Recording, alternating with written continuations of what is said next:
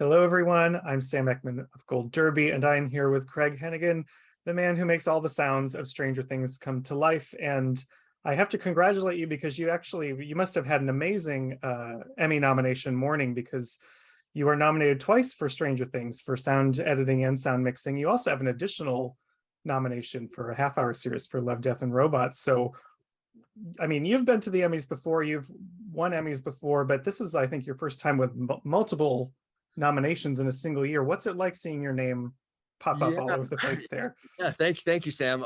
It was quite a morning. Yeah, I mean, look, honestly, I'm just very fortunate. I think that the collaborators that I work with, the directors and filmmakers and showrunners, they're all making films and television shows and streaming things, and I'm incredibly fortunate and blessed to sort of be part of some of these projects. It was a really great morning. It was surprising, and you know having Stranger Things and Love, Death, and Robots, which is like, I wouldn't say they're polar opposites in terms of the sonicness of it, but like the sounds that I create, but definitely like, an animated, half hour. And I go way back with Tim Miller and the sort of creator of that, versus the Duffer Brothers, who I also go way back with. So it's just really, they're both really family oriented sort of situations for me. Yeah. Well, congrats again. I would love to dive into some work from Stranger Things here, and I think I probably could speak for everyone who's watched this season that maybe the most standout sonic element is that creepy grandfather clock of Wow. Venice. So what was the process there? How did you wind up with that specific sound that we hear? Right, right. I mean, well, the great thing with Matt and Ross is they write, obviously the clock is written into the script. And when something sonically is written into a script and it's sort of baked in and it's been part of sort of their idea for a long time, it just gives you sort of a launching point or a jumping off point to sort of really do something special, because they've shot it that way, they've written it that way, and it's all timed out rhythmically. So the clock, sonically, the clock if I want to get down to the nitty gritty of just the sounds, I started with a basic Westminster grandfather clock, a very standard sounding clock. And then it was like, how do I strangerize it, is sort of how I refer to sort of making some of the sounds that we do over the course of the show. And so it was like, it needs to be a clock. It needs to establish itself as a clock. We need the audience to know that it's a regular clock, but then it slowly has to sort of like, tilt into the Stranger Things sort of world. Basically what I did was I started with the Westminster regular sort of TikTok idea. And then I took three different ticks from a different clock, and I sort of panned them left, center, right, and had a little bit of processing on them.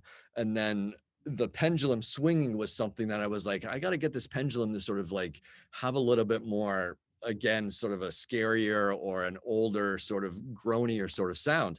And I have this great library of cello. If you take a bow and you have a cello and you mute the strings and you sort of strike, you just sort of thrum across Mhm. the strings.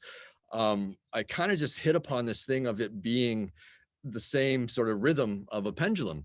But it gave it this really old groany sort of idea. So I kind of put that in. So those are sort of like two parts, right? And then the third part would be the actual gong or the actual chime. So I took a Westminster chime and then I pitched that down a little bit. And then I took a third version of it, and then I did what's called like a pitch envelope, which is sort of a slowdown. So that's the featured thing that I think most people pick up on, is there's sort of gongs, and then it has this sort of like slowly sort of descending sort of tone, which is a very, very Stranger Things sound. Like I do that a lot in a lot of the different sounds that we make. So we put that together. I put that together, and then the brothers really liked it. And then they sent me a chime that they really liked, that they had found someplace, and it was sort of a higher pitched and it was more distorted. So I sort of put that chime in sync with my chimes, along with the pendulum swinging. And then Ross suggested, why don't you sometimes put the undulating riff sound underneath it as well? So it's not there all the time, but if you listen to like episode 3, when Max is coming down the hallway, you hear the clock in the distance, but you can also hear the riff sort of like rhythmically undulating underneath. So those were sort of the parts. And then it was up to sort of the storytelling of the scene, like the scene with Chrissy, for instance, how much regular clock versus the Stranger Things sort of sounds that I would put in, how much of the pendulum Mm. thing versus Fred, for instance, in the forest in episode 2, I sort of leaned more into the pendulum sort of thing, so that by episode 3, all those sort of sounds were really established. So that's kind of how it kind of came about. I did the clock, or I did a version of the clock really early on in our editorial process. Like, I'm really big on getting sounds back into the Avid, getting back into Dean Zimmerman, our picture editor, and the brothers Matt and Ross. They're really into sound. They really love to have anything that I can kind of create early so that it gets back into their cut, their early versions of their cut. And then it can kind of be lived with, it can kind of be just sort of bantered around a little bit and discussed, is kind of paramount to how we do this show, you know? And the clock is a prime example. It was one that I kind of did a version, and then they just sort of, it was so wacky that they were like, yeah, can you just kind of maybe make it a little bit more of a normal clock to start with, you know? Yeah. And then it kind of gets into the Stranger Things stuff. So that, you know, that was sort of the genesis of it. And and again, getting it into the Avid really early, getting them to sign off on sort of the general sound is something that just strengthens it. So by the time we mix it and by the time it gets into the episodes, it just becomes part of the world, you know, and that was a really successful mission, the clock, for sure. Yeah. When I was thinking about sound in this season in particular, what kind of struck me is, you know, this season is really bigger than the show has ever been before. Right. And you have all of these now distinct worlds. You know, there's Hawkins, the Upside Down, Russia, California. So did you have to think about each of those places as a totally different kind of sonic character? Yeah, I mean, obviously Russia, you know, that it's cold, the prison, dark, depressive, you know, I'm sorry, sort of a depressive sort of world, obviously, in being in prison. The nature of all the dogs barking, the nature of the prisoners around Hopper, you know, and just making it a little bit of a, I wouldn't say necessarily an insane asylum, but a little bit more sort of just like, you know, just kind of crazy, you know. And then, you know, the Upside Down was just sort of established in season 1, but the great thing in this season was I was able to revisit a lot of those sounds that I sort of created in season 1 and sort of take them to the next level. And then, you know, we have a massive plane area section with a plane crash. We have, you know, we have California, which is, you know, the high school and the kids and the sort of like, you know, we have the whole in the van, you know, the whole pizza van sort of situation, which, you know, that, you know, Argyle and his character and how to make some of his van sounds kind of quirky and kind of funny, you know. And so yeah, there were, you know, distinct worlds that were created in previous seasons that I was able to lean into. And the really great thing is because the season is so big that I, you know, with the crew I have, with my effects editors, Angelo and Katie and Lee and Ken, I was actually able to give them sort of like the framework of like, hey, this is what the Upside Down was in season 1, for instance. Now we have it in season 4. And, you know, we need to make it, you know, this is the sonic signature of it, but go for it, you know. And I really let my editors sort of like, you know, take the reins of like, this is the sandbox that Stranger Things is, but sort of make it bigger and better. And, you know, again, getting back to the storytelling, it's all there visually, it's all there sonically to sort of follow what the guys have shot and what they've written, what they've shot, and how they've edited it together. You know, when you have a great sequence like the plane crash or some great sequences in, you know, in the prison, sound sort of tends to follow that. And then you get this big sort of cinematic sort of feeling because visually it's there. So sonically it actually has to match. Yeah. Upside Down always has a lot of good creepy ambiance throughout the Yeah, thanks. background. Yeah, And that's a you're, lot of fun. Sorry. yeah, well, I was just saying you're nominated for the Massacre at Hawkins Lab, and sort of the flip side, like complete opposite from the Upside Down, is that a lot of, you know, the biggest moments in that episode take place in the past in the lab, which is conversely a very kind of cold uh, sterile environment. So how do you make, what is the approach for that kind of environment? You just said it. It's sterile, it's cold, it's sort of singular.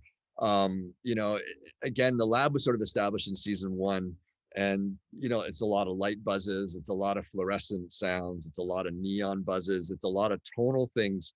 There's a lot of just drony sort of sounds that you would think is maybe music, but it's actually in the sound design sort of world, and vice versa. There's stuff that you know that the composers will do that is more sound design. So that's the great thing about this Stranger Things world, is we're able to sort of like crisscross a little bit. And so the lab was something where, you know, it's kind of quieter, um, you know, and you just kind of want to like listen.